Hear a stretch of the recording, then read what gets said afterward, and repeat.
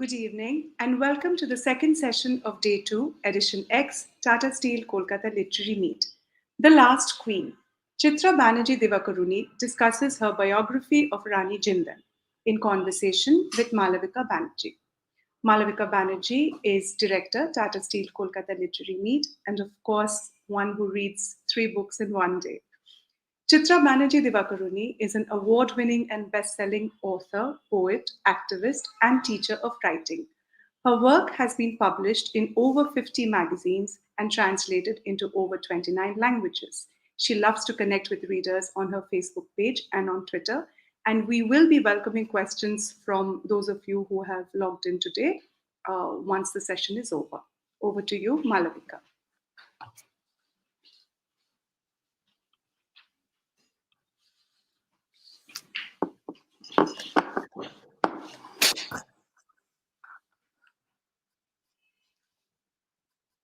Hi, Chitra. Hi. Hello. Good morning to you from a very nice and cool evening in Kolkata. Very nice to see you and hear from you, and at least virtually to be in Kolkata.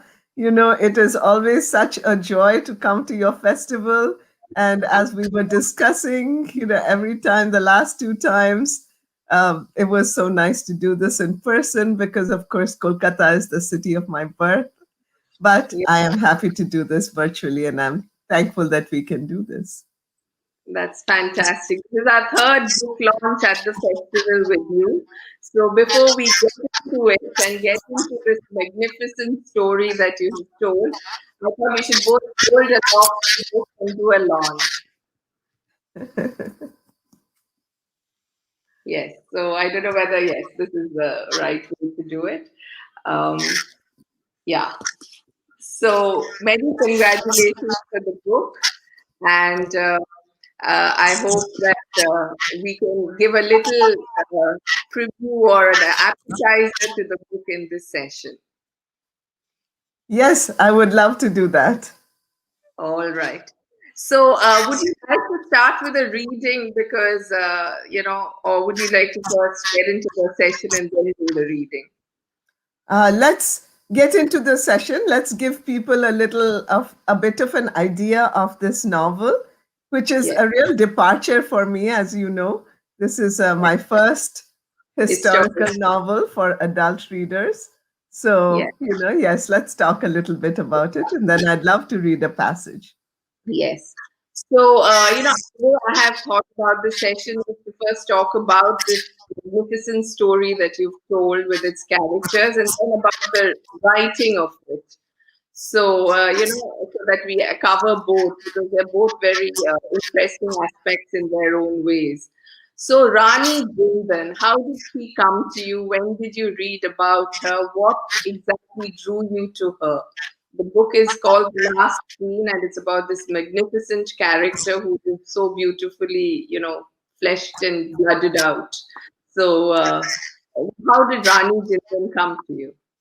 Well, this story will be of particular interest to you because Rani Jinda came to me at KLM in the literary meet when I was there last year, or the last time I was here for the launch of The Forest of Enchantments.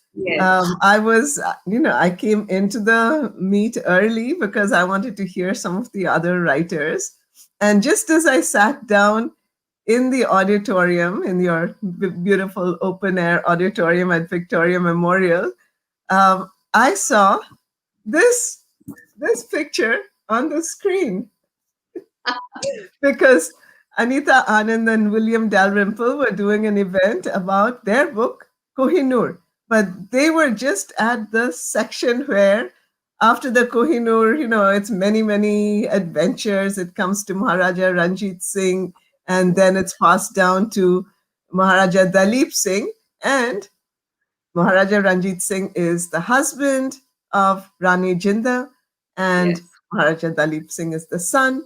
And when the kingdom is wrested away from the boy king, Dalip Singh, the Kohinoor is taken away to England. But what makes it worse is he is also wrested away from his mother, and he also ends up as an exile in England for many years, and they're separated.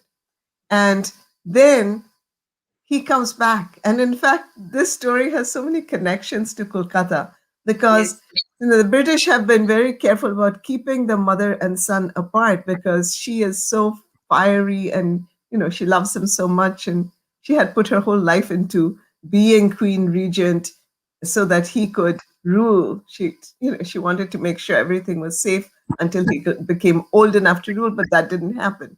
Anyway, she is in exile by this time in Nepal.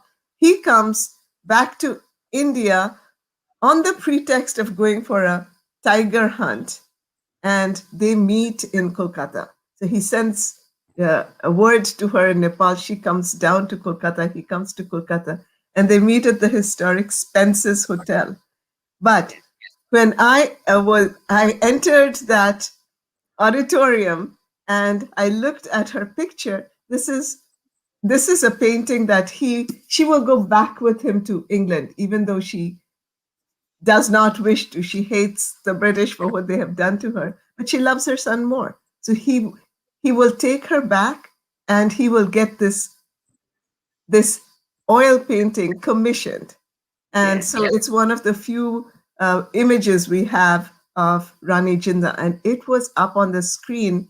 And Anita Anand was telling this story, and I was so touched by the story of this fierce mother who had done so much to fight the British and to keep her son in power, but whose story is tragic because of many, disloyalties within her own court. She fails. She fails to do this. There are traitors within her own court. And when I saw her picture, all of that seemed to come at me. This woman's story, her feelings, her strength of character, her fate, and yet also the fact that she doesn't give up. And I won't go into it right now, but she will, in the end, in my opinion, she will win over the British in a very interesting way. But I saw that image and I was hooked. I was like, I have to find out more about her.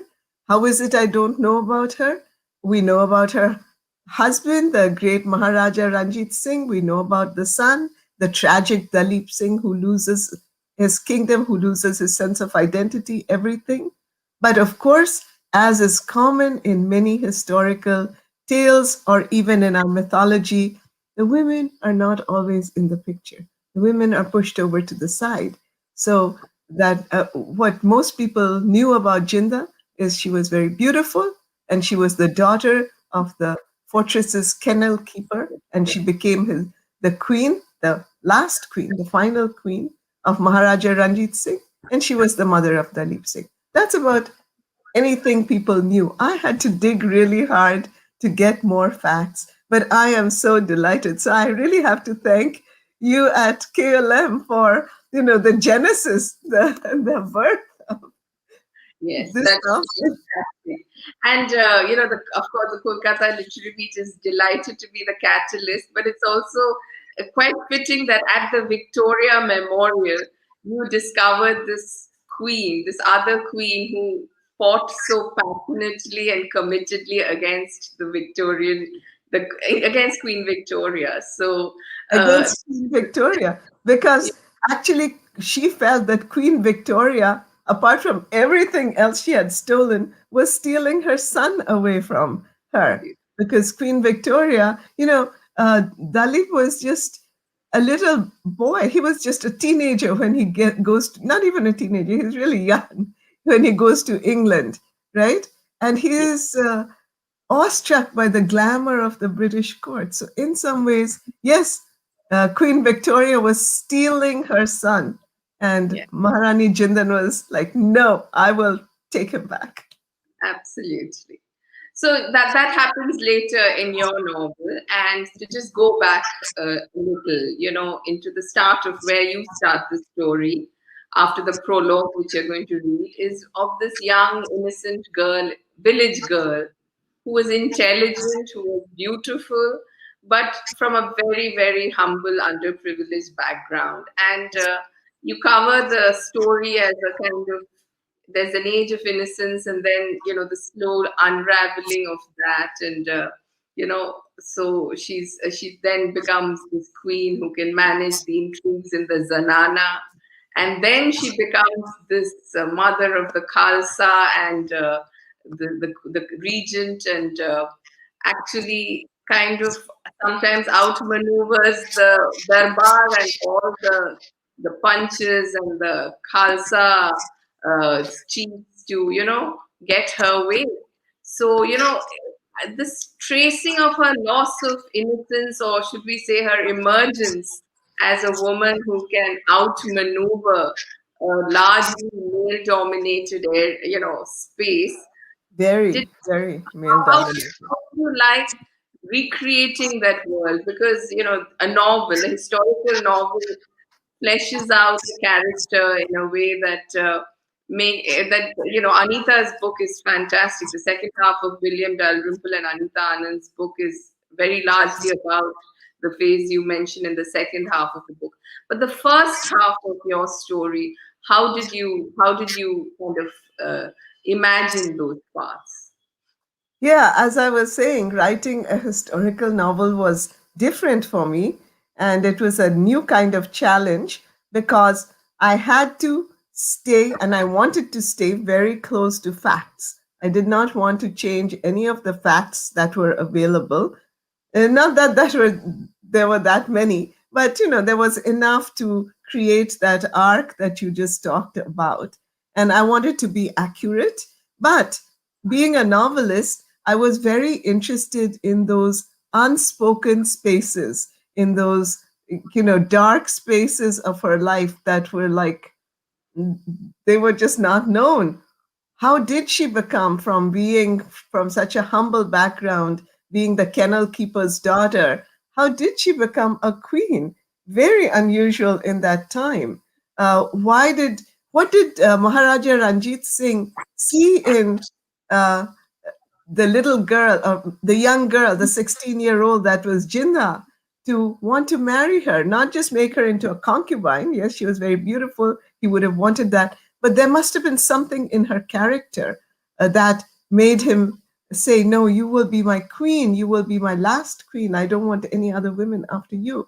So those were the spaces I was able to explore. So what was a curse, which is not much was known about her, became a blessing, because then I was free to imagine those spaces that nobody knew anything about, that have been lost in time. So what went on in the Zanana after she's married and she comes back, now she's 18 years old, and everybody except maybe one queen, everybody hates her because she is the new favorite and she came from such a humble background. They at once look down on her and they hate her. There are many plots against her.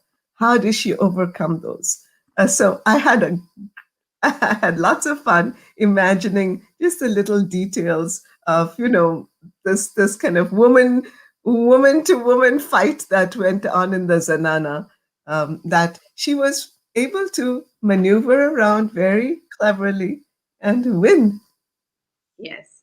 So that's the first level of, it's almost like she kept overcoming obstacles. She had to marry a sword because Maharaja Ranjit Singh couldn't come to marry her. So she had Right. to symbolically marry a sword and come in the dead of night instead of having a grand entry into the palace. So, were these details that you found, or how did you go about, ferreting out these details from, your source material? So there's a lot written about Maharaja Ranjit Singh, and that was the way that I kind of went at it, kind of diagonally through him. So in the information that we find from him, there were just these two lines that he sent his sword to the village.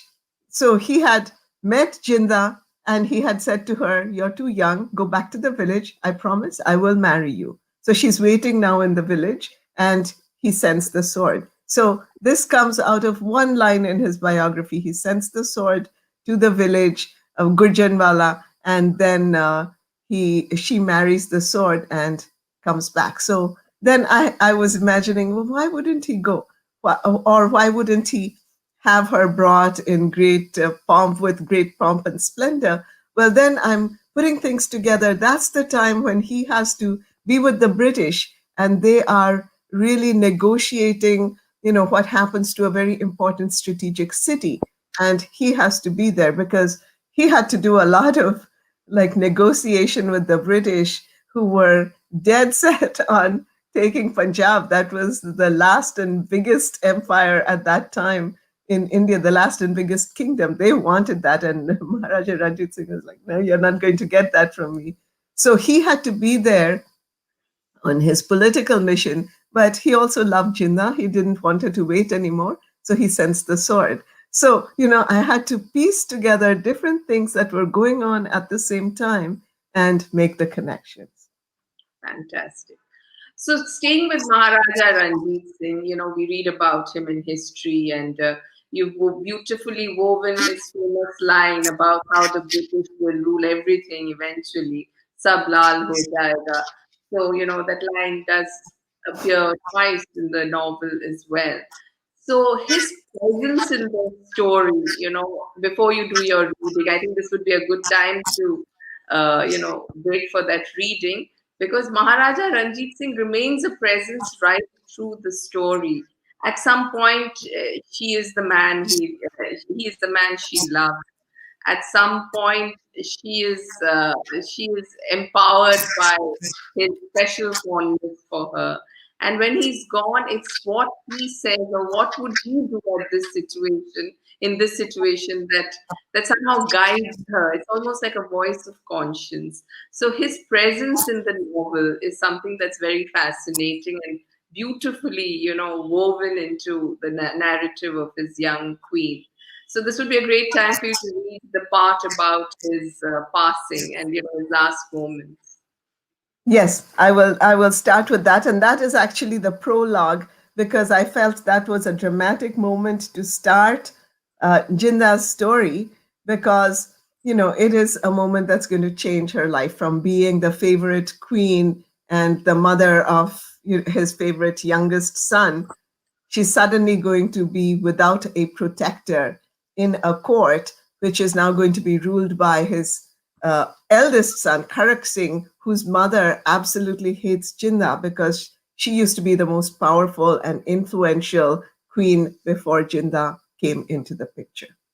And you are right, Maharaja Ranjit Singh remains in her life after he passes away. She thinks of him often, as I felt that would be psychologically accurate. He was the transformative force in her life. He taught her pretty much everything that she knew about being a queen.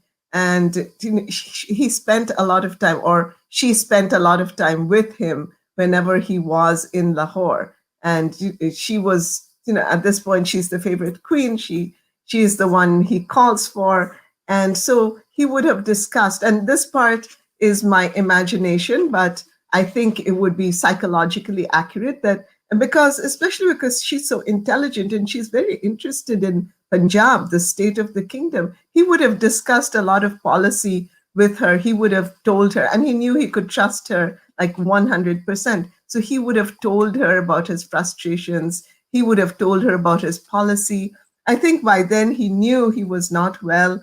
He knew he would pass away. He gave her some ammunition with which she could protect herself and her son after he was gone.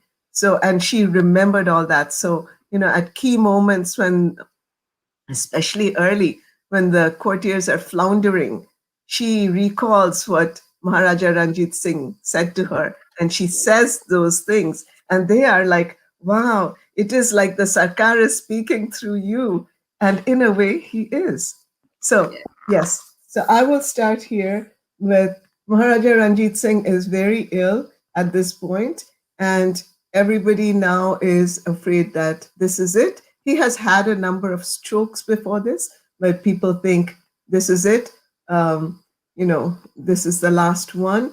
So Jinda and the other queens are sent away from the room where the palace room where he is lying, and Karak Singh is brought in, and the king puts the tika on his forehead, and Jinda comes back to her home, and so we see her character in this little part that I'm going to read. She is not going to give up. That is her nature. She is going to fight till the last moment. Okay, so she comes back. She loves this house, this haveli that the king has built for her. It's called My Jindan Haveli, and her baby is waiting there, and her very favorite maid, very loyal maid Mangla, who becomes a big character in this, and who is also only in little parts in history, but she is there throughout the life of Jinda. So, and Mangla says, please eat something here. She's still breastfeeding Dalip. Dalip is hungry. She's like, I can't do any of that. I can't eat. I can't focus on Dalip. You take care of him. I have something else to do. Eat something, Mangla begs. You haven't eaten since yesterday. At least drink a little buttermilk. I made it the way you like, with salt and crushed mint. Jinda is touched by Mangla's concern, but she can't. She must stay focused. She must carry out the resolution which came to her when she was sent away from the Sarkar's chamber.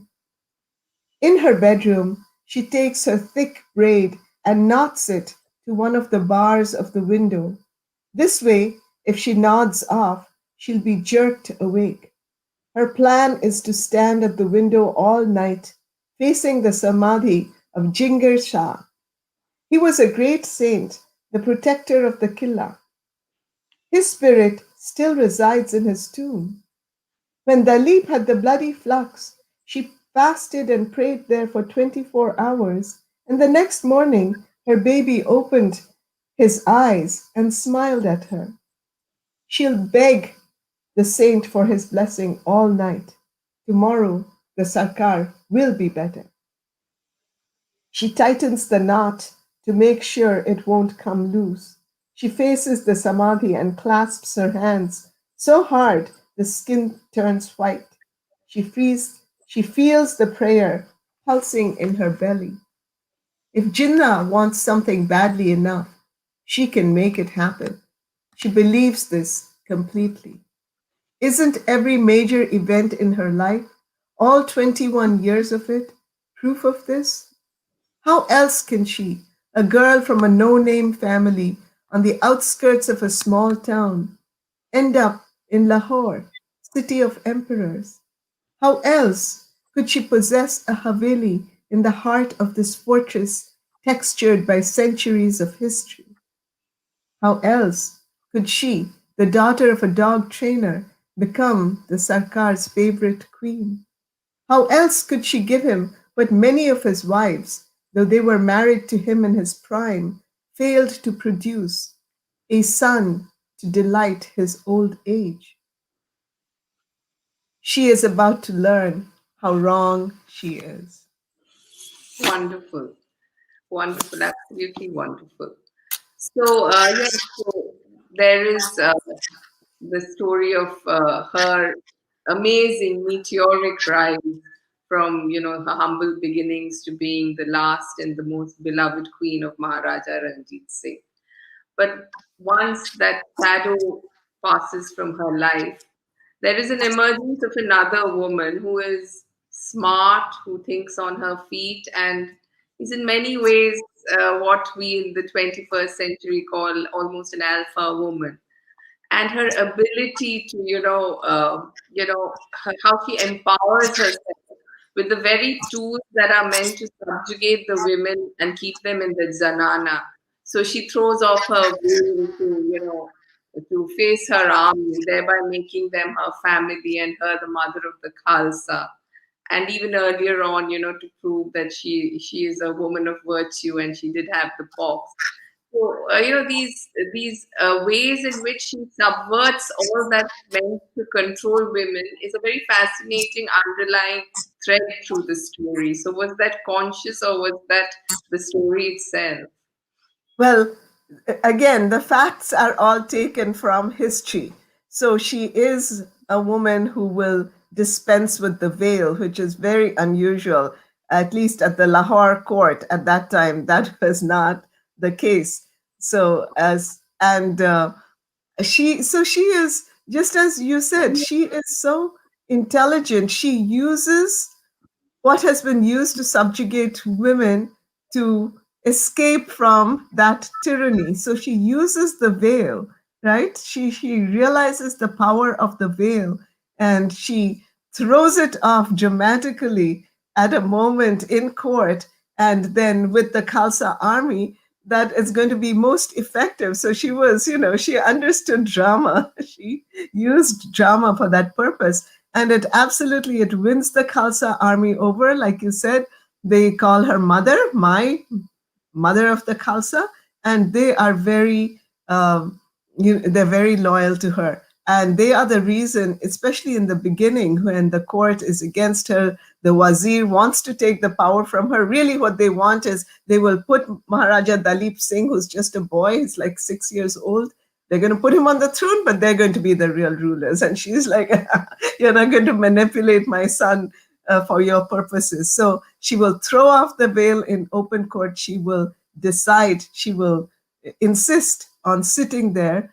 And once they begin to see how she is as though channeling the spirit of Maharaja Ranjit Singh through her, they will become much more respectful of her. So she wrests respect from people who are determined in the beginning not to give it to her. They just think, she's just about maybe 25, 26 at this time. She's so young, but she is determined. And I think one of the things that makes her so determined is her mother love, which is a really important quality that keeps coming up in Jindan.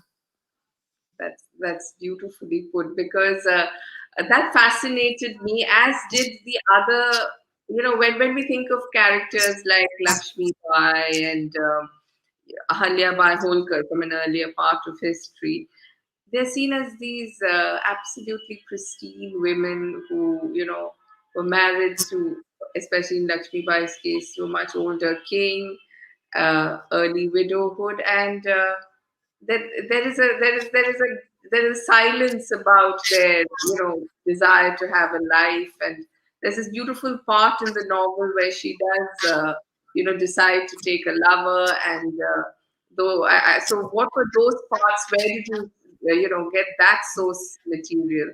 So that kind of gave the character in the novel a sense of being just not all white, just not a loyal queen and a fierce mother, but at some point a woman who had needs, who had insecurities, and who had the courage to address all those parts of her personality. Right, right. And that was a very challenging part to write, because one of the things I wanted to make sure I did in The Last Queen was not to paint Jinda as what she was not. So I didn't want to make her into, a cardboard figure, a saintly cardboard figure. She was a very dramatic woman. She was, she had strong likes, dislikes, love, and yes, she had been widowed since she was 21 years old. And as she herself says to her faithful retainers, she has two faithful retainers. One is Mangla, that I already mentioned, who's been with her ever since her early days in the Killa. One is Avtar, who is her spy master. And then, of course, her brother Jauhar. And when she falls in love with Raja Lal Singh, who is a courtier, and for a while she resists, but then she gives into her love for him. Now there is no opportunity for her to marry him, because she knows that if she marries him, immediately she cannot be queen regent anymore, and her son will be at the mercy of the wazir and his cronies. So that part is not open to her. So she asks her brother and her, faithful retainers, am I just supposed to be lonely all my life? Is that, none of the kings are asked to do that. Maharaja Ranjit Singh had so many queens, nobody, and concubines and dancing girls, nobody said anything. And I just want one person whom I love to spend my life with. But she realizes that that will not be allowed to her. So she's as discreet as she can be.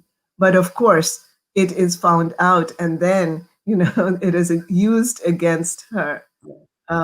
It's very tragic the way that it is used against her, and that even Lal Singh will ultimately turn against her because he keeps saying, marry me. He keeps saying, why don't you give up the kingdom? Marry me. I have enough money. We will go. We will live somewhere safely. Dalip will have a good, normal childhood and life. And she says, I can't do that. And that line, was very resonant to me. She says, I am Rani Jinda. I am the mother of the Khalsa. This is my fate. I cannot move away from it. So she has to give up that opportunity for personal happiness for the sake of her son and for the kingdom. So yes, that scene is. I was just I thought I should tell you to use that, but you chose the other one. But Lal Singh's character, the Wazir.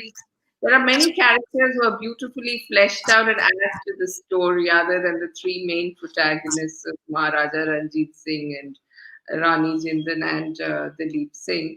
So the role of the Dogras and the Kashmir King and Jung the king in Nepal, Jang Bahadur. How did you, were there different source materials? Because now I think we can segue into the second half of the writing of the book. So Yes. how did you flesh out those parts? That there were ancillary characters who were very critical to the way history unfolded. Yes. Well, there are many books that deal with what is called the rise and fall of the Sikh empire. And in fact, there are many books that really focused on that. And they're called like The Fall of the Sikh Empire, The Sunset of the Sikh Empire. There are biographies of Ranjit Singh. There are a number of books by the late Khushwant Singh that I found very helpful. So all of them give me everything that happened in terms of court intrigue. They don't focus on Rani Jinda's character, but they talk about the growing tension between her and her courtiers, the growing power of the Khalsa army, who, at this point, the Khalsa army is very interesting because they are such a powerful force, and they are so pure, which, their name shows. And they were like 100% loyal to Maharaja Ranjit Singh. But they require a strong hand on the reins. Otherwise, they want to be in power. And Maharani Jinda at a certain point is like, no, I cannot allow the Khalsa to lead my life for me. They can't tell me what to do, because she's also very strong willed. And in fact, there are historical accounts of this. The Khalsa find out that Lal Singh is her lover. And although his last name is Singh, as was the case with many men at that time, he is not Sikh. And that is not okay with them. So they come to her and they actually make, her a very good offer. I thought from their side, they see this as like an excellent offer. And and there is an account, there are accounts of this, although some of the conversation I have imagined. They say, we realize you are young and you need someone to love. And we are going to, if you marry one of the Sikh leaders of the kingdom, we are okay with it. And I mean, they feel like they're making a big exception for her. You can marry any of the Sikh leaders. Here, we'll even give you a list of names you can choose from. And she's like, oh, really? She's very smart. So she's not going to anger them face to face, but she is furious. She's like, how dare you tell me how to live my personal life? And that's when things begin to break. Actually, things begin to break a little earlier, because for reasons that we won't go into, perhaps, the Khalsa end up killing her very dear brother, Jawahar Singh. And let's be honest, Jawahar deserves it, but she is heartbroken. She is like devastated. he has been her protector in her childhood when she had, a very rough life. She has Yes. loved him. So when she became queen regent, she invited him to come and be at her court, and now he's killed by the Khalsa army. So that really sours the relationship between her and the Khalsa Yes, army. and in many ways, later in life, she regrets having, in the last war with the British, making them cross the Sutlej when, she knew and it made sense for them to have been on this side of the bank, but she pretty much drove them to the ruination, and that's a regret she has later. So, while dealing with the novel, the story which is woven around this magnificent queen, you have been very upfront with the mistakes she made, whether it is bringing her brother, who is a loving brother but a hot-headed man, into the Yes. role of Wazir, to what she did to the Khalsa, to the mistakes she made in trying to take on the British by refusing to let her son put a tika. So all the mistakes do come back to haunt her, and you really shown her as a woman who's as capable. She's a woman of passion. What is your assessment of her eventually after spending 2 years with her? Yes, I think it's exactly that. And I wanted to show her in all of her humanness. I think every once in a while we see this thread, and perhaps it is all over the world. But since we're discussing Indian history and culture, it's certainly there in India, where we feel that in order to admire a woman, she has to be portrayed as perfect, and she cannot have any human flaws. I mean, come on, she is a human woman. She is going to have some flaws. She can be admired in spite of her flaws. She can be loved by us, and I hope by me, the creator of this book, but also definitely by the readers because of her humanness, right? So I have never been one to hide the flaws of my women characters. It's the same in the Palace of Illusions. I hope I showed Draupadi and all her, you know, fiery hot-headedness. Draupadi makes a lot of mistakes too. Even Sita, whom people have loved to portray as meek and mild and just putting up with things that happen to her. That's not her real nature. She stands up and says things like they are in quite a few instances. And I have shown those in The Forest of Enchantments. Same in The Last Queen. I wanted to show the reality of Jinda's life. And I wanted to say, here is a strong woman. Here is an intelligent woman. See what she achieved. And yes, she has flaws. She has weaknesses. Which one of us doesn't? Who Absolutely. doesn't have them? So then we have this perfectly beautiful and completely dark history of the Kohinoor that runs like it twinkles in and out of the story. And it is what now I realize brought me to Rani Jindan, the book on the Kohinoor. So, the part of the book where Dalit Singh says how he let go of the Kohinoor. The last part of the book is hugely historical, and there's less imagination and more fact.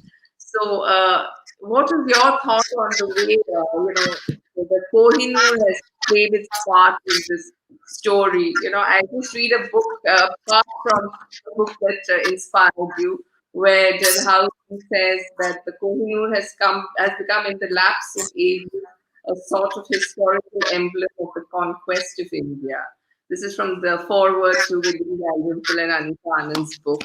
So, a bit about how the Kohinoor is part of this story as well, because it's a diamond that somehow mesmerizes us Indians even to this day. Yes, well, it is the most famous diamond in the world, right? And yes, because it has a tragic history. Interestingly, until Maharaja Ranjit Singh, who is known as the Sarkar in this book, because that's how his people loved to refer to him, and Jinda does too. Uh, until Maharaja Ranjit Singh manages to get it from the Afghans. And there's a whole story there. I won't go into it, but he manages to get it. because the Afghan king needs his protection. Until then, the Kohinoor has brought bad luck to everyone. Now, somehow with Maharaja Ranjit Singh, this changes. And he is able to, and he wore the Kohinoor from that time on his arm as a symbol of the power of the kingdom of Punjab. Now, what I loved, one of the things I loved as I was researching this book is Maharaja Ranjit Singh's character. He was so powerful, but he was so simple.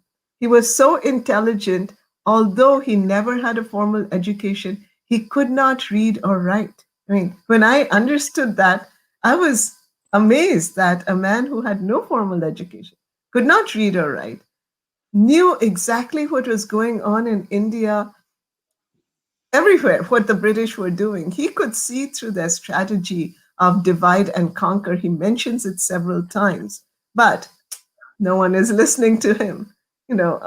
His son, who becomes Maharaja after him, Karak Singh, is just not a strong ruler, and he is swayed this way and that by his favorites. So, the Kohinoor then becomes, once Maharaja Ranjit Singh has passed, and this is a fact that when he is dying, he wants to donate the Kohinoor. He wants to give it to Jagannath Temple in Puri. And we don't know why. We don't know exactly why. Is he giving it so that Lord Jagannath will bless him with more life? Is he giving it because he feels that this diamond can't be handled, that the power of the negative power of the diamond is too strong, it'll destroy his family? We don't know, because he's very ill at this point. But we do know that the wazir and the prince and all of them, they're like, yes, yes, we'll do it, but they don't do it. They don't want to lose that diamond. Anyway, that diamond comes, it is taken on by his descendants, and one by one, they are all destroyed within like the next 5 years. They die from various causes, from accidents, from plots, from being in by being murdered. It's just amazing. I mean, if it wasn't in history, you wouldn't have believed it. Yes. You would have said, "What is this thing you're making up?" They were But so it's interested, yeah. it's so interesting. And then it comes to Maharaja Dalip Singh and Jinda, who's seen all of this, who has heard of the story. She's not happy about this diamond. She's like, I don't want the bad luck of this diamond to affect my son. But if we believe in such things, we can say it does. And then it ends up as one of the things that Dalhousie takes. And he takes it to England, he gives it to Queen Victoria, who, in ironic symbolism perhaps, cuts it down to a smaller size. So she kind of cuts it and controls it, and she puts it in her crown. So, and the thing is, at that point, Dalip Singh is so young. When he loses his kingdom, he's like 6 years old. He doesn't understand any of this. Even when he goes to England, he doesn't understand any of this. He's just a teenager, and a very sheltered teenager. And he has been brought up now ever since he lost the kingdom. He's separated from his mother. She is put into high security prisons, each one more high security and farther away from uh, Punjab. And he has no one to advise him. So there's a scene which is true. And the reason you know more about the history is that after he goes to England, there's a lot of documentation of what goes on with him, though there's less documentation about what is happening to his mother. But we know that she escapes amazingly from the British prison. There's a whole story there. And again, if it wasn't in history, you wouldn't believe me if I just put it into the book. But fortunately, it is well documented. But so there's a scene where the queen gives him this diamond to hold, the Kohinoor, and that's the last time he holds it. And then he gives it back to her. And it's such a sad scene, because you see how mentally they have conquered him. They have, I don't know, they have colonized him to think that this is my queen. He's forgotten that I am a king. He's forgotten that. Yeah. In So fact, that's she loved to have him called Victoria's Black Prince. And Yes. that was just so demeaning, I felt. That part got me quite angry as I was writing the It's story of their lives in England. is a story that makes everyone very angry. I mean, it's like the king of Burma coming to Ratnagiri or Bahadur Shah Zafar's end in Burma. But this is somehow even more poignant because he was so young when the British decided to take him away. And There they are took lots. everything. They took away his religion also because they put him in, when he was little, they removed other people from his life. And his closest attendant for a number of years was this convert. And he just talked to him about Christianity and he was converted. But that's not the end of the story. And It's that's Jinda's final yes. triumph. Absolutely. So we won't get into that because firstly there are lots of questions and we must leave it for the readers as well. Because it is a triumph in the end. You know, it is a triumph of the spirit of Rani Jindan. So there is a question about your source material. Saurojesh Mukherjee is asking, did you have to look at any primary sources? If so, what were these books and how can one access them? Okay, yes, I did look at primary sources, and accessing books was really difficult, especially towards the end because we were already in pandemic, right? In fact, fairly early in the writing of the novel, we were already in pandemic. Luckily, I had gotten a lot of books by then. So I would say that the primary sources that were very useful for me were number one, the letters written by Queen Jinda, because she wrote a lot of letters when the British put her in prison. They took away all her resources, they took away her money. They had, when Punjab was being made into a protectorate, she was supposed to get a huge chunk of money every year. That was supposed to be what they promised her. And they did not do that. Then Punjab gets annexed completely illegally. It was a protectorate. How can they just annex it? And then they reduce the amount even more. And what's worse, they don't even give her that.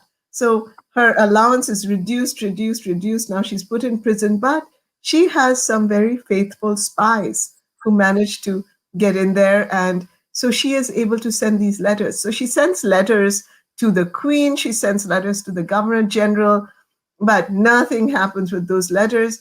Frankly, I don't even know if the queen ever gets them because, the middlemen just suppress the letters, but she is able to publish it in the Punjab papers through the help of her attendants. Secretly, they get it to the papers, and they are published in Punjabi, and people get to know it. So her letters were a very big source of my sources of, especially this latter part of her history.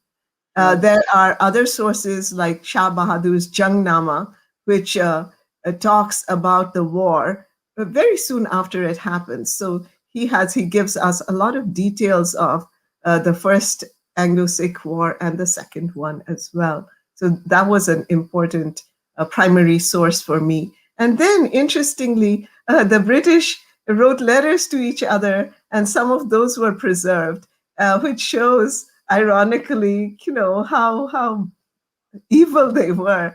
Okay, so they create this smear campaign against her. They're like, Yes. these, her people love her too much. Her people respect her too much. There are uprisings because she's been put in prison. We have to destroy her character. So they create this huge smear campaign which shows her as this, woman with no morals, a lover here, lover there, all kinds of orgies going on in the palace, and they just publicize all this. They call her the Messalina of the Punjab, it is so ironic, right? I don't think they managed to really turn all of the people against her, but some of the people outside of the kingdom, they're like, okay, we don't want anything to do with this. So we have accounts of that. And then one of my biggest sources, again, ironically, is are the guardians of Prince Dalip. So when Rani Jinda is put in prison, this English couple is given Prince Dalip to bring up, and they become his guardians, Lord and Lady Logan. And Lady Logan is she's an addictive diary writer. So there's lots of diary entries about that time. She talks about Jinda. She talks about Dalip. She talks about how wonderfully they're bringing up this prince and how they're turning him from the heathen religion of Sikhism to the real religion of Christianity. Oh, there's lots and lots. And after she goes to England with him, she continues writing. So that becomes a big source as well, among others.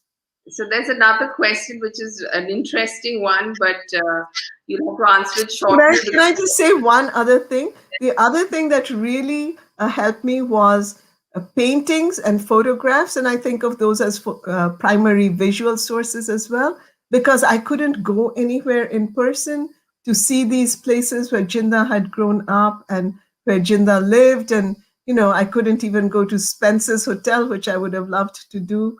I mean, some of those places are not there anymore, but the photographs were there. And they gave me such a powerful visual image of the place, the atmosphere, how things were at that time. So that became a very important primary source. All right. Now there's a difficult question coming up, and we don't have much time with Amitav Ghosh waiting in the wings. So the question is, who was more difficult to reimagine, Draupadi, Sita, or Rani Jindan? This is from Rituparna Roy. Okay, that's a great question and a difficult one. It's kind of like when people ask me now, which of your children are your favorites?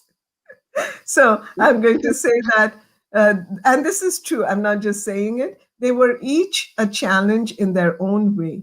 And they were each a different kind of challenge, but at the bottom, the challenge was the same, which was, how do I bring these women alive, these women who have either been misinterpreted by a posterity or forgotten by posterity?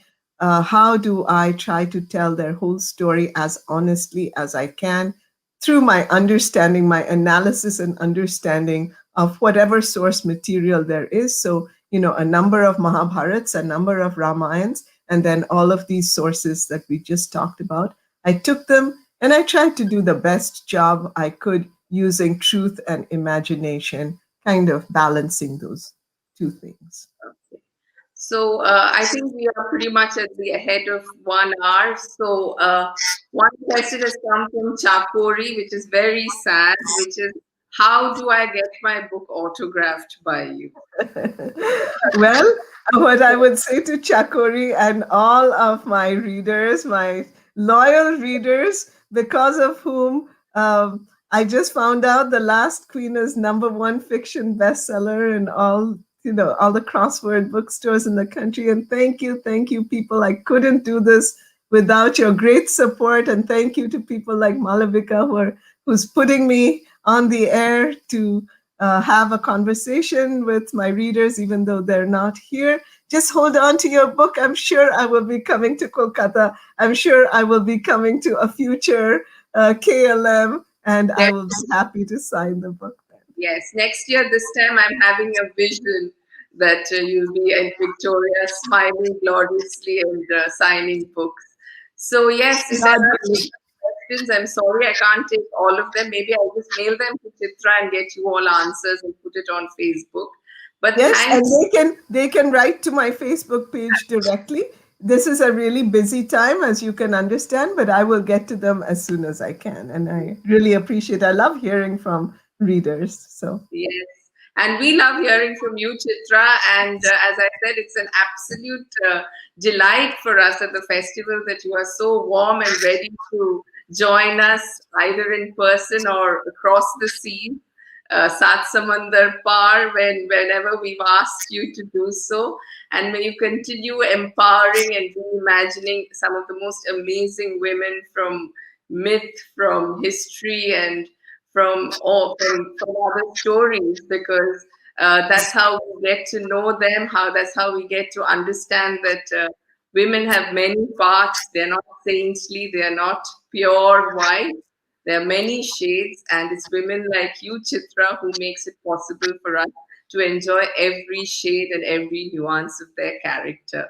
Do pick up The Last Queen. It is a fantastic read. I read it very slowly, but it was so wonderful. I wanted to ask questions and know every bit of it. But it's a very, very easy and wonderfully crafted novel. So thank you, Chitra. Stay safe, stay well, and on the other side of this miserable pandemic, we shall meet.